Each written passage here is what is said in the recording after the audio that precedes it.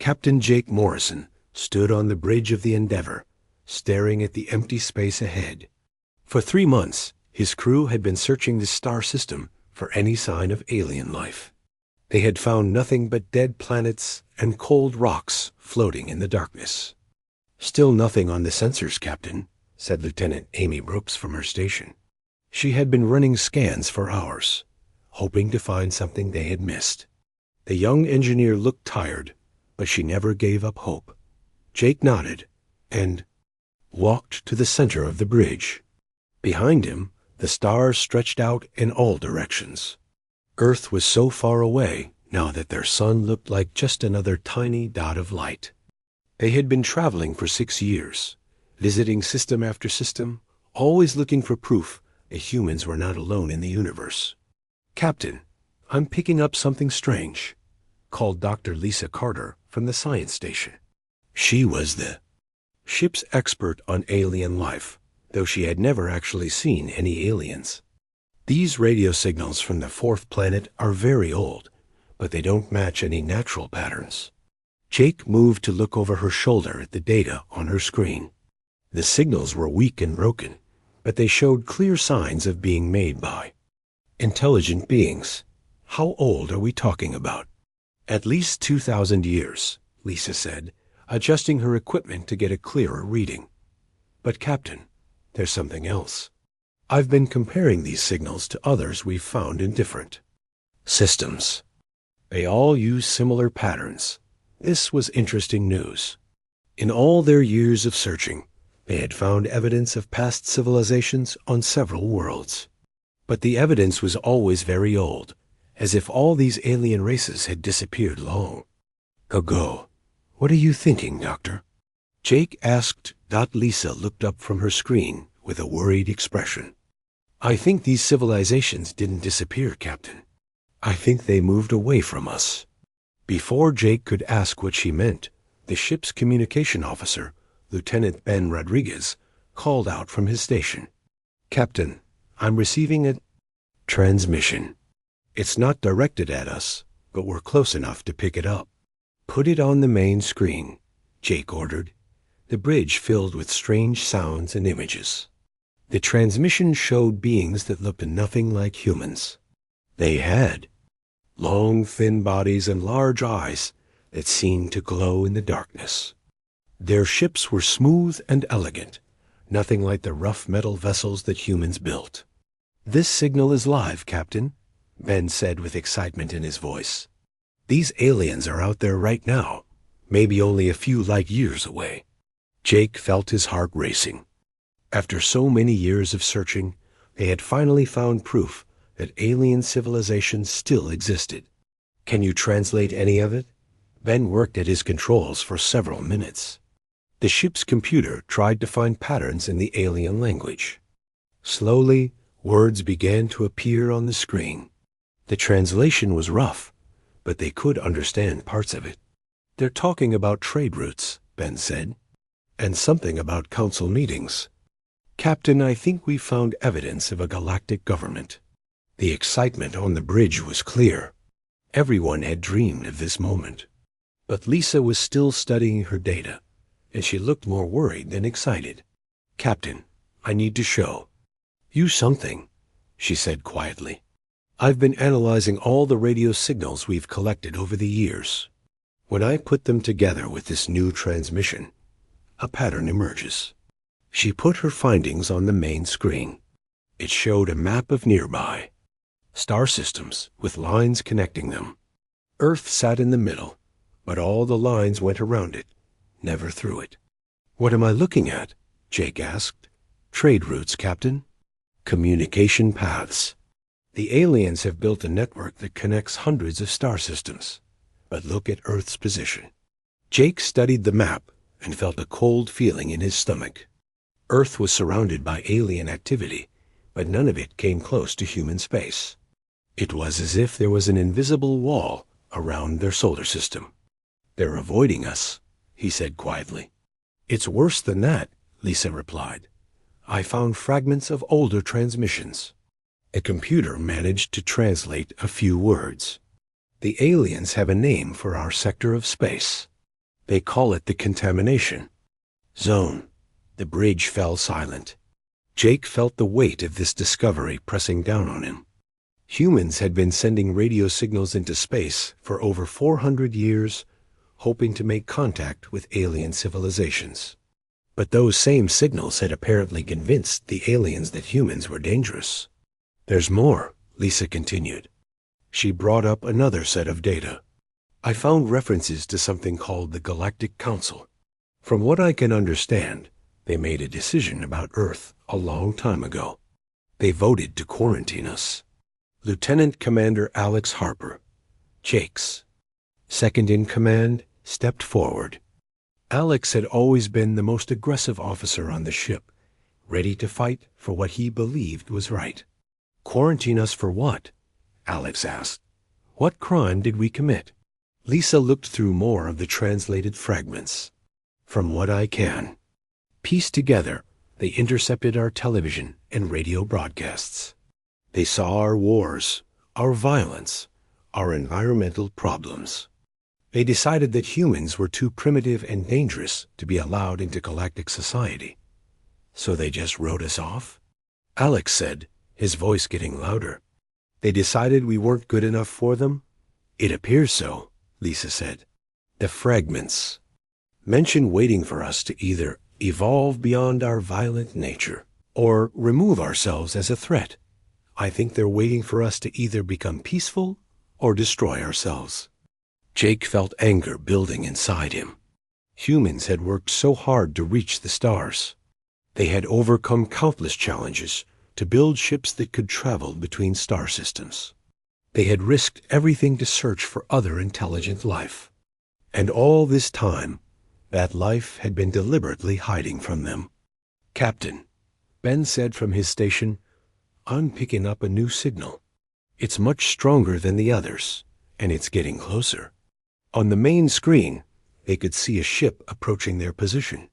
It was beautiful in a way that human ships were not. Its hull seemed to flow like liquid metal, and lights moved across its surface in patterns that hurt to look at directly. "Are they trying to communicate with us?" Jake asked. Ben checked his equipment. "No, sir.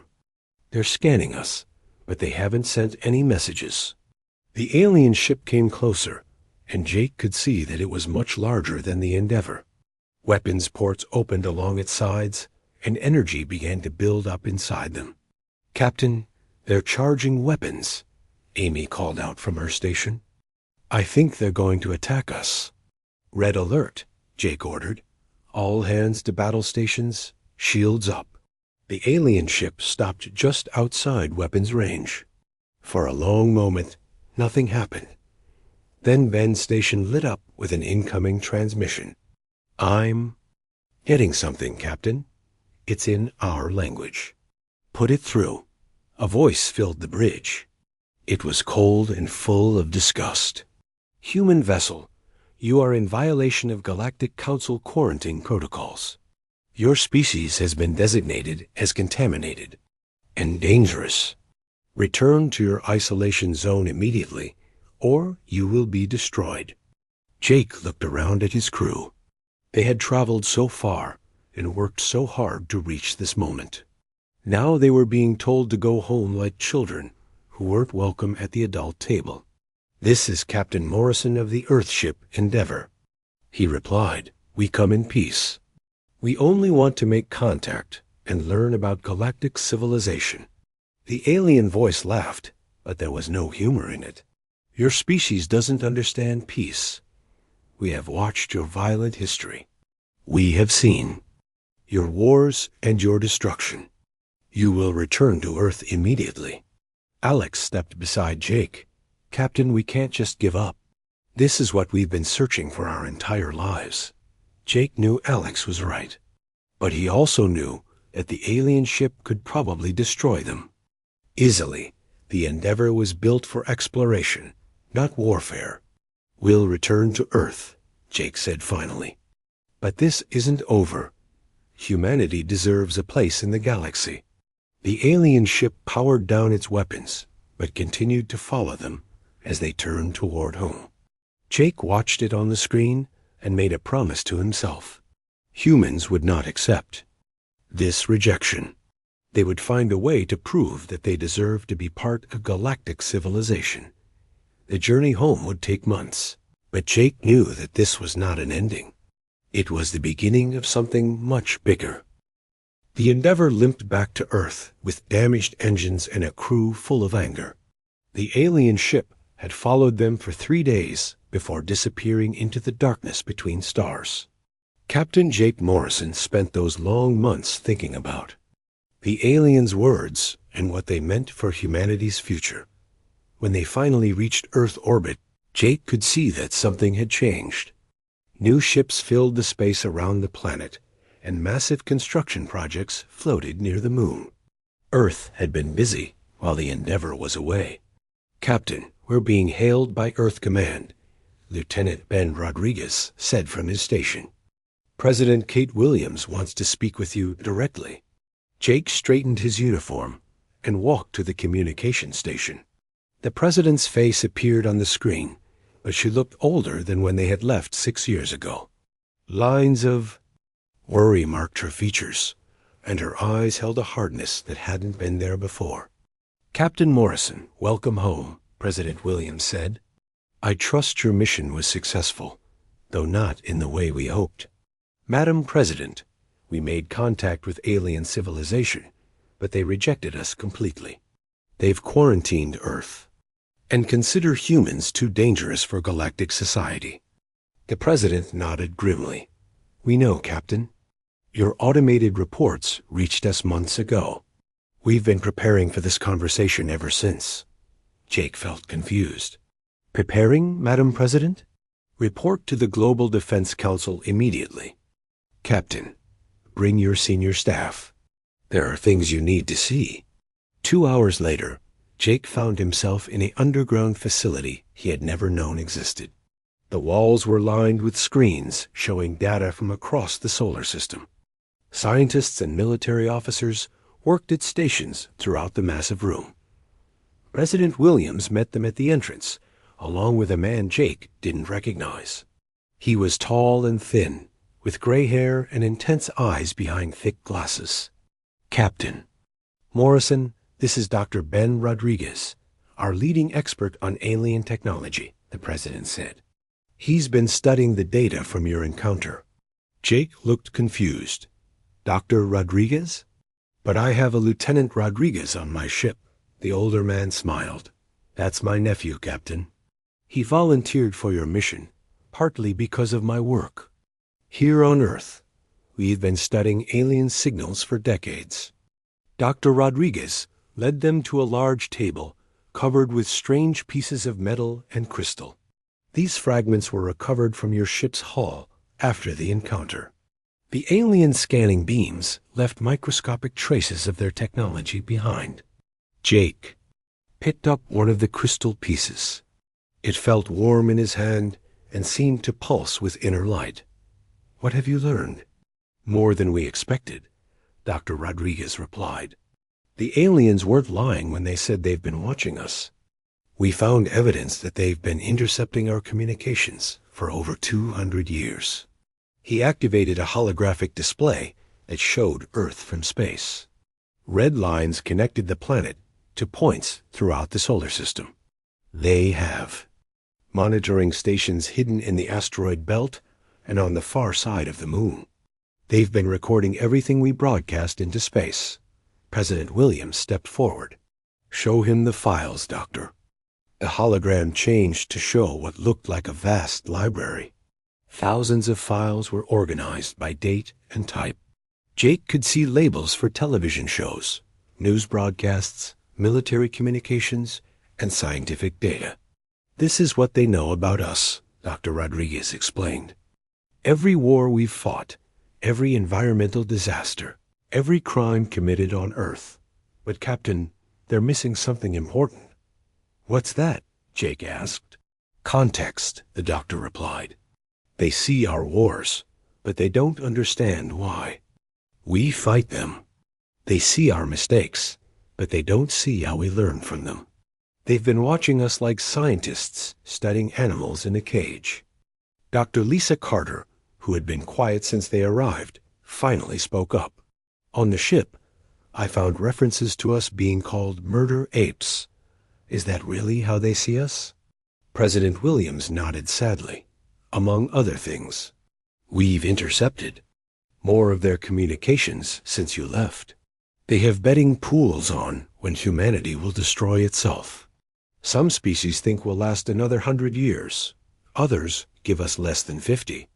Jake felt his anger growing again.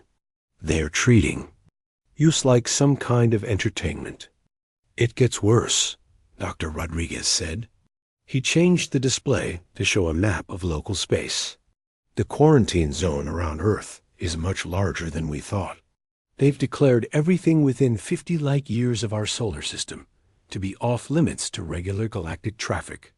Commander Alex Harper, who had been studying the alien technology fragments, looked up sharply. 50 light years? That covers dozens of star systems. What if there are other species like us trapped in there? That's exactly what we've been wondering, President Williams said. We've sent probe ships to nearby systems, looking for anyone else caught in this quarantine.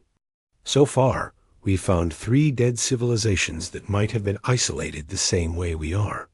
The room fell silent as everyone absorbed this information. Jake walked to one of the windows that looked out over the facility. He could see workers constructing what looked like weapon systems. Madam President, what exactly are we preparing for? Jake asked. The worst-case scenario, Captain. Dr. Rodriguez has been reverse engineering the alien technology we recovered. We're building defenses and weapons based on what we've learned. Dr. Rodriguez joined Jake at the window. The aliens made a mistake when they scanned your ship, Captain. They gave us a sample of their technology to study. We've learned that. Their systems are more advanced than ours, but not impossibly so. What do you mean? They rely heavily on energy shields and beam weapons. Their ships are fast and maneuverable, but they're built for fighting other species that use similar technology. They're not prepared for the kind of weapons humans might develop. President Williams called everyone back to the table. We've made a decision, Captain. We're not going to accept this quarantine. Humanity deserves a place in the galaxy, and we're going to fight for it if necessary. Jake looked around at the faces of his crew and the Earth officials. What about trying diplomacy first? Maybe if we could explain ourselves better, make them understand that we're not the monsters they think we are. We tried that, Captain, the President replied.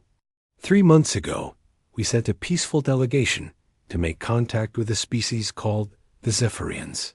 They're relatively new members of the Galactic Council, so we hoped they might be more open to dialogue. She activated another display that showed the wreckage of a human ship floating in space. A delegation never returned. We found their ship destroyed near the edge of our quarantine zone. The Zephyrians sent us a message afterward, telling us to stay in our cage where we belonged. Commander Harper slammed his fist on the table. They killed our diplomats for trying to talk to them? It appears so, President Williams said. The message was very clear. They consider any human who leaves our solar system to be a threat that must be eliminated immediately. Dr. Carter studied the wreckage images on the screen. How many people were on that ship? 47, the President replied quietly, including Ambassador Chloe Turner, one of our best diplomats. She volunteered for the mission because she believed we could make the aliens understand that humans are capable of peace. Jake felt the weight of responsibility settling on his shoulders. These aliens had not just rejected humanity, they had murdered innocent people who were trying to build bridges between species. What's our next step? He asked. Dr. Rodriguez pulled up technical drawings of new ship designs. We're building a fleet, Captain. Ships designed specifically to fight alien technology.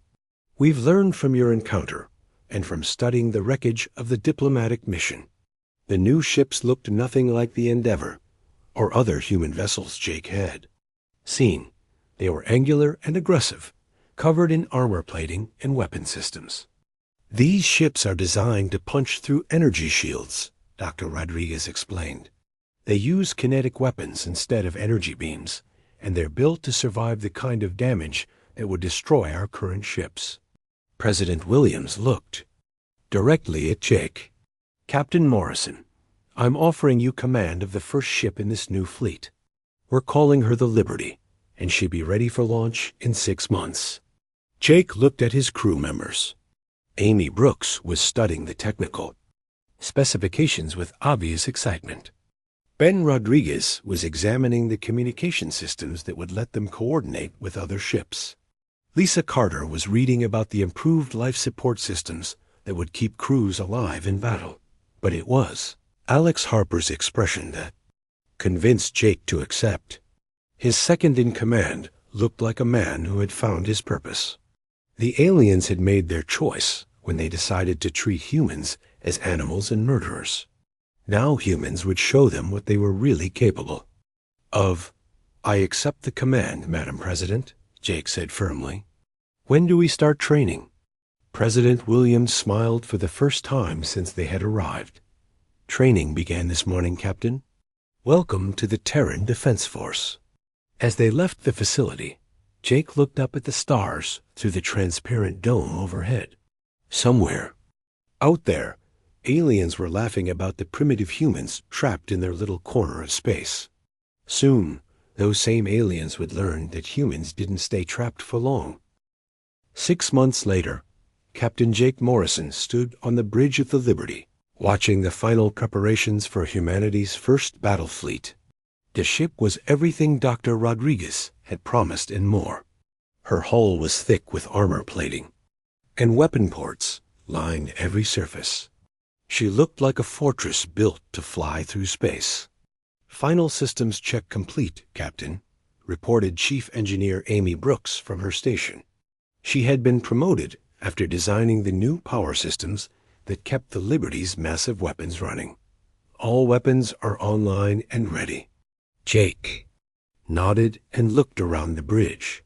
His crew had trained for months to operate this new type of warship. Every system was designed for combat, and every person on board knew they might not survive their first encounter with alien forces. "Captain, we're receiving a transmission from Earth Command," said Lieutenant Ben Rodriguez. His communication equipment was far more advanced than what they had used on the Endeavor.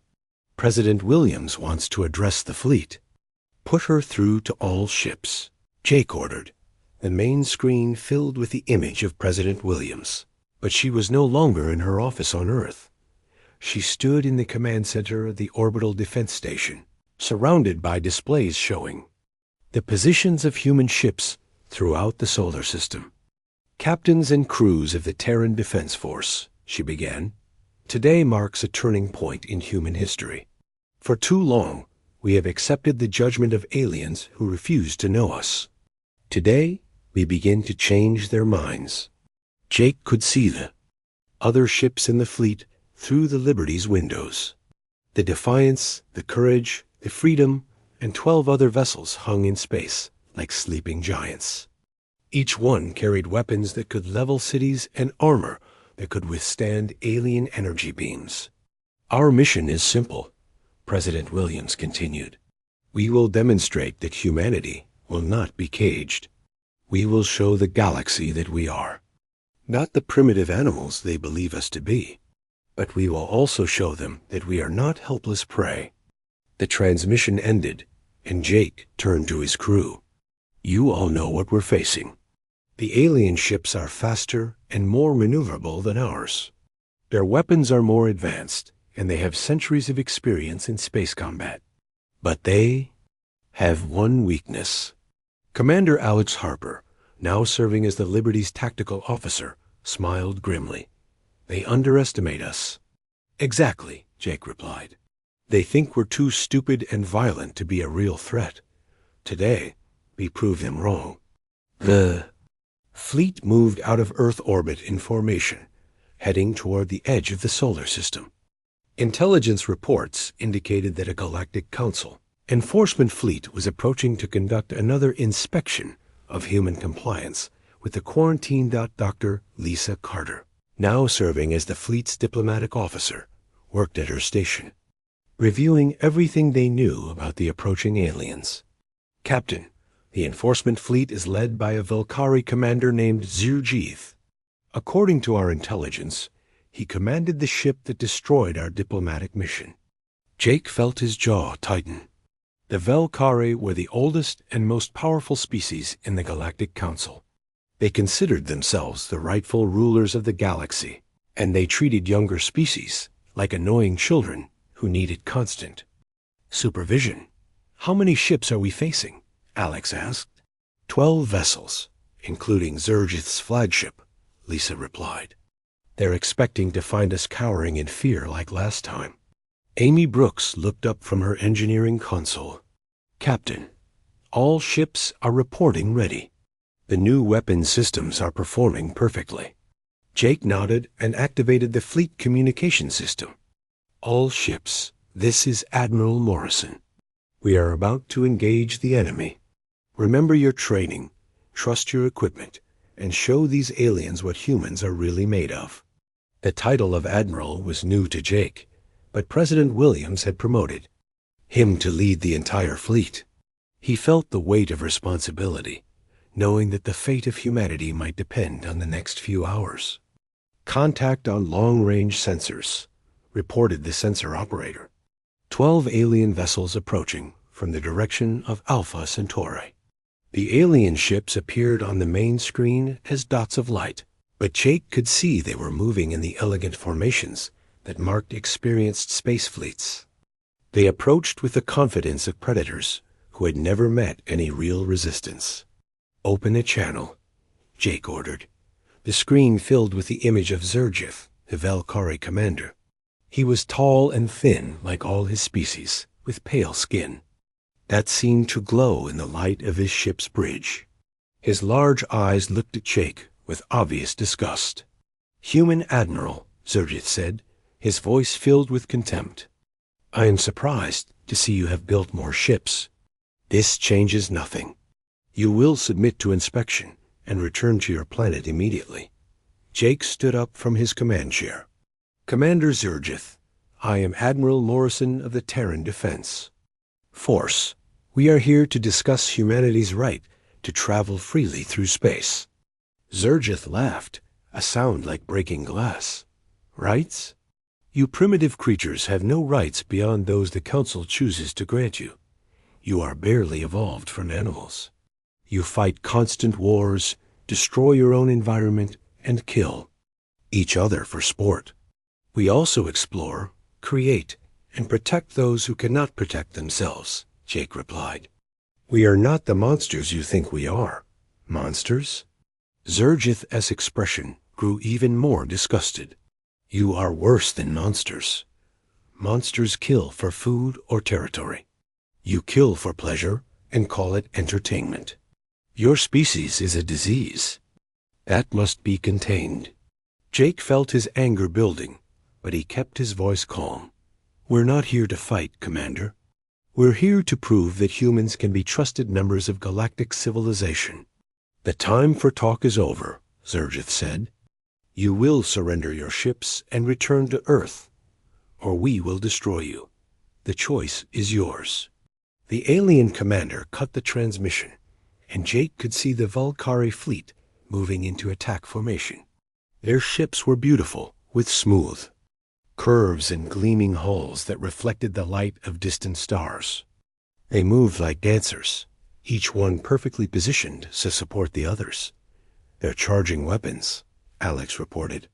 "All alien ships show energy buildup." Jake looked around his bridge one more time. His crew was ready, their faces showing determination rather than fear. Amy Brooks had her hands on the weapon controls, waiting for his order. Ben Rodriguez was monitoring alien communications, listening for any sign of weakness. Lisa Carter was recording everything for the historical record. "All ships, this is Admiral Morrison," Jake announced to the fleet. "The aliens have made their choice. They prefer to fight rather than talk. Show them what humans do when we're pushed too far. The first alien energy beams lashed out across space, brilliant lines of light that could vaporize most spacecraft. But the human ships had been built to survive exactly this kind of attack. The energy beams struck their armor plating and scattered harmlessly into space. "Return fire," Jake ordered. The Liberty's main guns opened up, sending streams of kinetic projectiles toward the alien fleet. The Valkyrie ships tried to dodge, but the human weapons were too fast. The first alien vessel shuddered as metal slugs punched through its elegant hull. "Direct hit," Amy reported with satisfaction. "Their shields are down 50%. The battle erupted across the solar system as both fleets engaged in deadly combat. The alien ships were faster and more maneuverable, but the human vessels were tougher and hit harder. The Valkyrie had never faced an enemy that could absorb their energy weapons and keep fighting. "Enemy ship attempting to ram us," Alex called. "Out. They're trying to use their superior speed."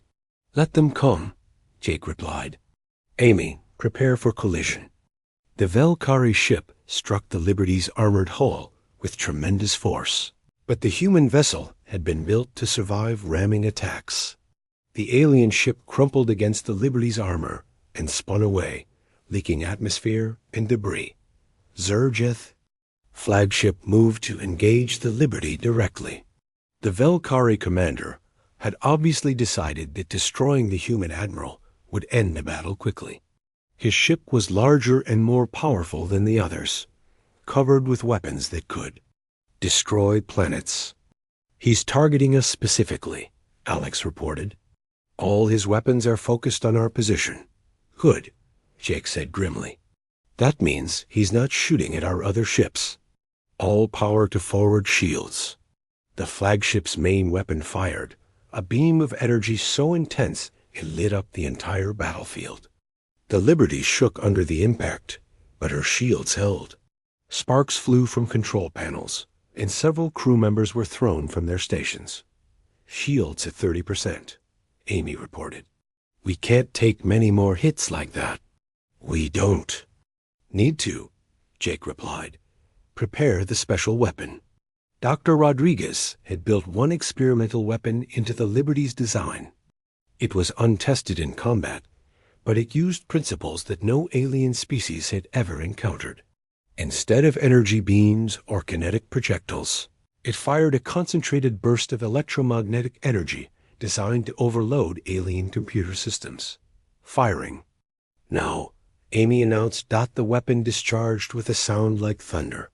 The energy wave struck Zerjeth's flagship and spread across its hull like lightning. Every light on the alien ship went out, and it began to drift helplessly through space. "Their entire electrical system is down," Ben reported with amazement. "They're completely helpless." Jake opened a communication channel to the disabled flagship. News of humanity's victory at Luna spread through the galaxy faster than anyone expected. Within weeks, every species in the Galactic Council knew that the primitive humans had defeated a Valkyrie enforcement fleet. The reaction was immediate, and divided. Admiral Jake Morrison stood in the war room aboard the Liberty, studying reports from across human space. Intelligence officers worked at stations around the room, analyzing alien communications intercepted by Earth's growing network of spy satellites. "Admiral, we're receiving coded transmissions from at least 6 different species," reported Lieutenant Ben Rodriguez. "Some are demanding immediate retaliation against Earth. Others are questioning the Council's policies." Commander Alex Harper looked up from a tactical display. "The Valkyrie are mobilizing their main battle fleet. Intelligence estimates they're preparing to send over 100 ships against us." Jake nodded grimly. He had expected this response. The Valkyrie couldn't allow their defeat to go unanswered without losing face with the other Council species. But the human victory had also created unexpected opportunities. Dr. Lisa Carter entered the war room carrying a datapad filled with translation work. "Admiral, I've been analyzing the alien communications. There's something important you need to know. She activated the main display, showing a map of galactic civilization.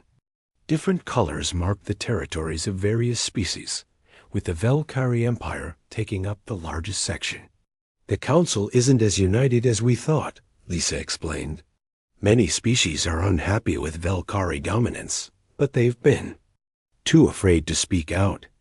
Our victory has given them hope that the Velkari can be challenged. Jake studied the map with interest. Which species are showing signs of rebellion? The Korathi are the most promising, Lisa replied, highlighting a section of space near human territory. They're a warrior culture that was forced to submit to the Council 200 years ago. Their leaders have been sending secret messages, expressing interest in our cause. This was better news than Jake had dared hope for. The Korathi had a reputation as fierce fighters, and their ships were designed for combat rather than the scientific missions preferred by most Council species. What about the Zephyrians? Alex asked. They destroyed our diplomatic mission, but they're also new to the Council. Maybe they can be convinced to switch sides. Lisa shook her head. The Zephyrians are still loyal to the Council, but our intelligence suggests they're having second thoughts.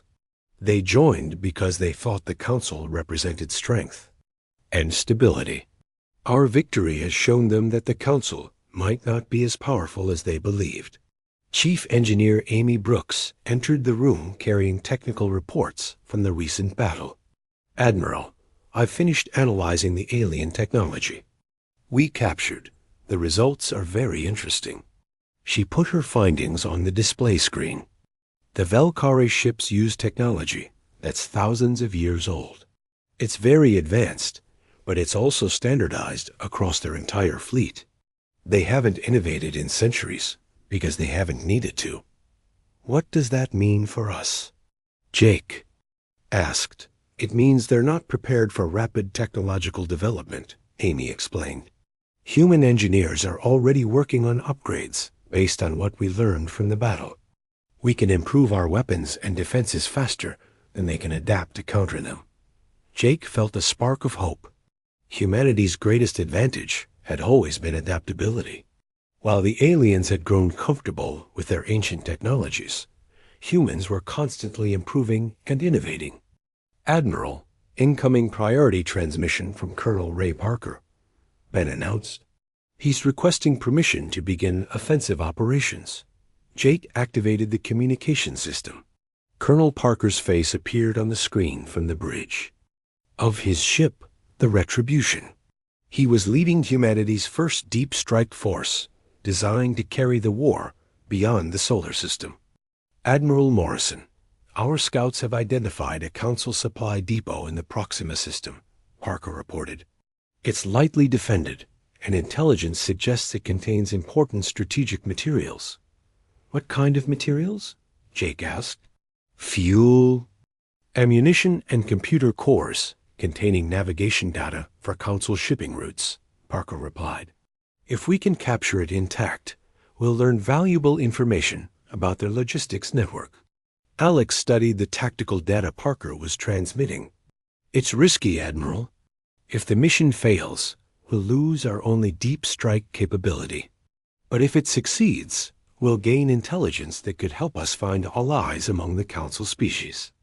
Lisa added, some of these species might be more willing to talk to us if they see we can strike anywhere in their territory. Jake considered the options. Humanity couldn't win a defensive war against the entire Galactic Council. They needed to take risks and gain allies if they wanted to survive. Colonel Parker, you're authorized to proceed with the mission, Jake decided, but keep it clean. We want to capture intelligence, not massacre innocent beings. Understood, Admiral. We'll be back within the week. As Parker's transmission ended, Amy brought up new technical data on the main screen.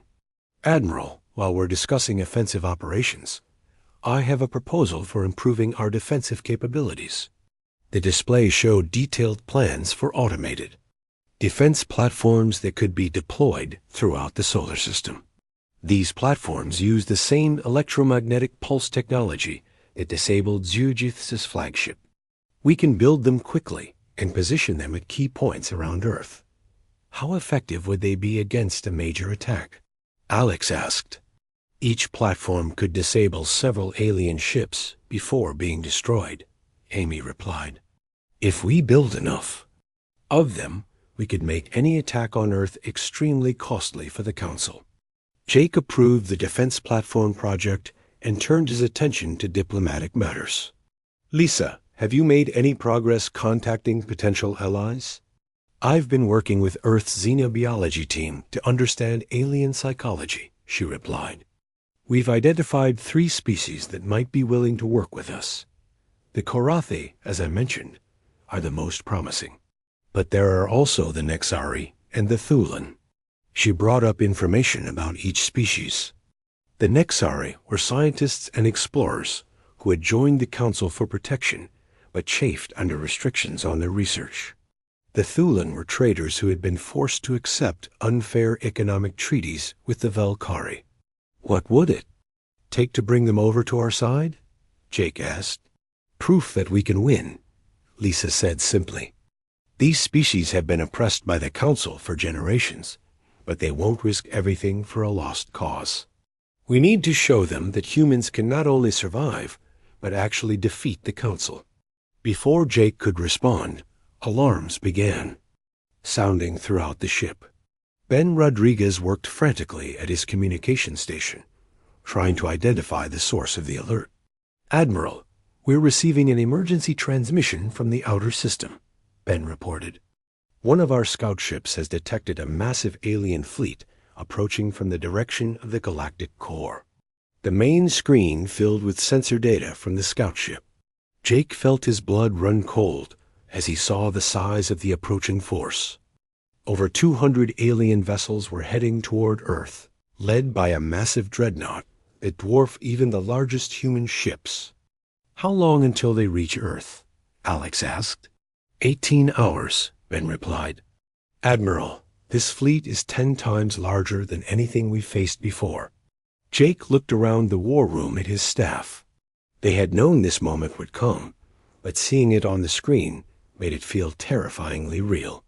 The Galactic Council had decided to end the human problem once and for all. Send word to all human ships, Jake ordered. We're calling in every vessel we have. This is going to be the fight of our lives. As the crew rushed to prepare for the coming battle, a new transmission came in from an unexpected source. The image that appeared on the screen showed a being Jake had never seen before. It had the powerful build of a warrior, with scars marking its face and armor covering its body. Human Admiral, the alien said in heavily accented English. I am Warchif Drakmer of the Korathi Rebellion. We have been watching your fight against the Council. The time has come for all oppressed peoples to stand together. Jake felt his heart racing with excitement and hope.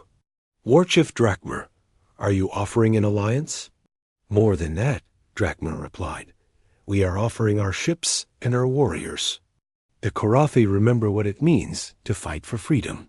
We will stand with humans against the Council fleet. On the tactical display, Jake could see new contacts appearing at the edge of the solar system. A fleet of Korathi warships was approaching Earth, their hulls scarred from countless battles, but their weapons ready for war. How many ships do you bring? Jake asked.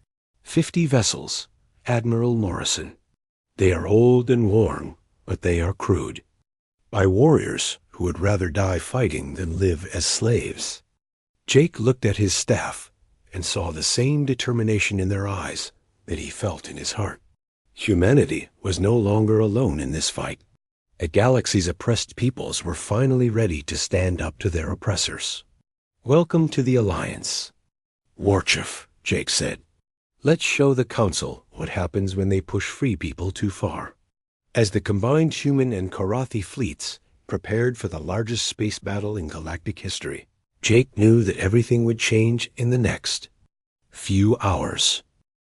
The largest space battle in galactic history began at dawn on Earth. Admiral Jake Morrison stood on the bridge of the Liberty, watching as over 200 Galactic Council ships emerged from hyperspace near Jupiter. The massive enemy fleet filled the sensor screens like a swarm of angry insects. "All human and Karathi ships, this is Admiral Morrison," Jake announced over the fleet communication system. "Today we fight not just for Earth, but for the freedom of every species that has been crushed under the Council's boot. Show them what free people can do." Warchief Drakmer's scarred face appeared on the communication screen from his flagship, the Blood Oath. "My warriors are ready, Admiral. We have waited 200 years for this chance to strike back at our oppressors." The combined fleet of humans and Karathi numbered only 80 ships against the Council's massive armada, but Jake felt confident in their chances. His forces knew they were fighting for their survival, while many of the Council ships contained crews who had been forced into service. "Enemy fleet commander is requesting communication," reported Lieutenant Ben Rodriguez from his station. "Put them through," Jake ordered. The main screen filled with the image of Supreme Admiral Vextar, the highest-ranking military officer in the Valkyrie Empire. She was ancient even by Valkyrie standards, with pale skin stretched tight over sharp bones and eyes that glowed with cold fury. "Admiral Morrison," Vextar said, her voice like winter wind, "you have made a grave error in judgment. Your species could have lived peacefully in isolation, but you chose war instead. Now you will face the consequences." Jake stepped forward, meeting her gaze without flinching. "Supreme Admiral, we chose freedom over slavery. Every thinking being in the galaxy deserves the right to travel the stars and speak for themselves. Rights?" Vextar laughed bitterly. "Rights are earned through civilization and wisdom. Your species has shown neither. You are violent animals who destroy everything you touch. And what does that make you?" Jake replied, "You've spent centuries crushing other species, forcing them to submit to your will. How is that different from the violence you claim to despise?" Vextar's expression grew even colder. "We bring order to chaos. We prevent lesser species from destroying themselves and others. Your rebellion has already cost thousands of lives. Those lives were lost because you refused to accept that other species might have something valuable to offer," Jake said. "Today, that changes." The Supreme Admiral cut the transmission, and immediately the Council fleet began moving into attack formation. Jake could see the massive dreadnought at the center of their formation, its hull bristling with weapons that could level continents. "Enemy ships are powering weapons," reported Commander Alex Harper from his tactical station. "They're targeting our largest vessels first." Jake activated the fleet communication system. "All ships, execute Plan Delta. Human vessels provide covering. Fire while Karathi ships move to flanking positions." The battle erupted across the solar system as energy beams and kinetic projectiles filled the space between worlds. The Council ships moved in perfect formation, their centuries of experience showing in every maneuver. But the human and Karathi ships fought with desperate courage, using tactics that confused and frustrated their enemies. Chief Engineer Amy Brooks worked frantically at her console, coordinating the automated defense platforms that had been deployed throughout the solar system. "Activating perimeter defenses now," she announced. Dozens of hidden platforms suddenly came online, firing electromagnetic pulse weapons at the advancing Council ships. Several alien vessels lost power and began drifting helplessly through space, just as Zerjith's flagship had done weeks earlier. "Direct hit on the enemy's left flank," Alex reported with satisfaction. 3 Council ships are disabled. But the victory was short-lived. The Council fleet was too large and too well-armed to be stopped by a few surprise weapons. Their massive dreadnought moved forward, its main guns charging with enough energy to destroy the Liberty in a single shot. "Incoming transmission from an unknown source," Ben called out. "It's not coming from the Council fleet." A new face appeared on the communication screen, belonging to a species Jake had never seen before. The being had silver skin and large, intelligent eyes that seemed to shine with inner light. "Human Admiral, I am Captain Zethera of the Nexari Research Fleet," the alien said. "We bring 12 ships to join your cause. The Council has suppressed scientific freedom for too long." Jake felt a surge of hope as 12 sleek vessels appeared on the edge of the battle, moving to support the human and Karathi forces. The Nexari ships were smaller than the others, but they moved with incredible speed and precision. "Welcome to the fight, Captain," Jake replied. "Any assistance is appreciated." More ships began arriving from different directions. The Thulan brought a merchant fleet converted for war, their cargo holds now filled with weapons instead of trade. Goods, even some Zephyrian vessels appeared, having decided that the Council's cause was no longer worth fighting for. "Admiral, we're receiving surrender signals from multiple Council ships," Ben reported with amazement. "Some of their crews are refusing to fight." Jake could see it happening across the battlefield. The Council fleet, which had seemed so united and powerful, was beginning to fracture. Ships were breaking formation, some fleeing the battle, whilst others switched sides entirely. But Supreme Admiral Vextar was not ready to surrender.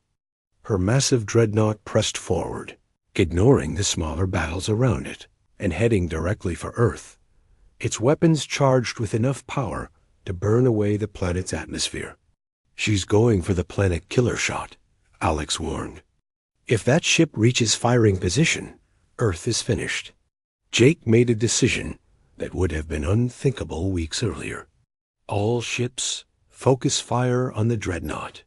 Ignore everything else." The combined fleet turned its attention to the massive enemy vessel, pouring everything they had into its shields and armor. But the dreadnought was built to withstand this kind of assault. Its shields flickered but held, and its main weapon continued charging. "Admiral, I have an idea," Amy said from her engineering station. "The electromagnetic pulse weapons won't work on a ship that large, but we might be able to overload their power systems if we coordinate our attacks." "Explain quickly," Jake ordered. "If every ship fires at the exact same moment, targeting the same point on their hull, we might be able to create a feedback loop in their power grid," Amy explained. "It's risky, but it's our only chance." Jake looked around his bridge at the faces of his crew. They had come so far from that first encounter with alien civilization. Now they were leading a galaxy-wide rebellion, fighting for the freedom of species they had never even met. "All ships, this is Admiral Morrison," he announced. "Prepare for coordinated strike on my mark. Target the dreadnought's main power coupling. We get one shot at this." Every human, Karathi, Nexari, and Thulan ship turned toward the massive dreadnought. Even some of the former Council vessels joined the attack, their crews having decided that freedom was worth fighting for. "Fire," Jake ordered. The combined firepower of the entire rebel fleet struck the dreadnought at the same instant. For a moment, nothing seemed to happen. Then the massive ship's lights began flickering, and explosions erupted along its hull. "Their power grid is collapsing," Amy reported with excitement. "The feedback loop is spreading through their entire ship. The dreadnought's main weapon powered down, its charge dissipating harmlessly into space." Emergency lights flickered on across the vessel as its crew struggled to regain control. "We're receiving a transmission from Supreme Admiral Vextar," Ben announced. The Velkari leader appeared on the screen, but her arrogance was gone. She looked old and defeated, sitting in the darkness of her failing command bridge. "You have won, Admiral Morrison," she said quietly. "I do not understand how primitives like you could defeat the greatest fleet in galactic history, but the evidence is before my eyes." "We won because we fought for something worth dying for," Jake replied. "Your people fought because they were ordered to. There's a difference," Vextar nodded slowly. Perhaps you are right. The Council will want to negotiate terms for surrender. There will be no surrender, Jake said firmly. There will be an end to the old system and the beginning of something new. A galaxy where every species has a voice and every world can choose its own path. The Supreme Admiral's image faded, and Jake looked around his bridge at his exhausted but victorious crew. Through the windows, he could see the scattered remains of the Council fleet, with ships from dozens of species now flying together as allies rather than enemies. Dr. Lisa Carter, who had been monitoring communications throughout the battle, looked up from her station with tears in her eyes. Admiral, we're receiving messages from across the galaxy. Oppressed species everywhere are declaring their independence from the Council. The revolution is spreading. Jake walked to the main window and looked out at Earth, the blue and green world that had been humanity's prison for so long. Now it would become the birthplace of a new kind of galactic civilization, one based on cooperation instead of domination. President Kate Williams appeared on the communication screen from Earth. Admiral Morrison, on behalf of all humanity and our new allies, I thank you for this victory. But I think your work is just beginning.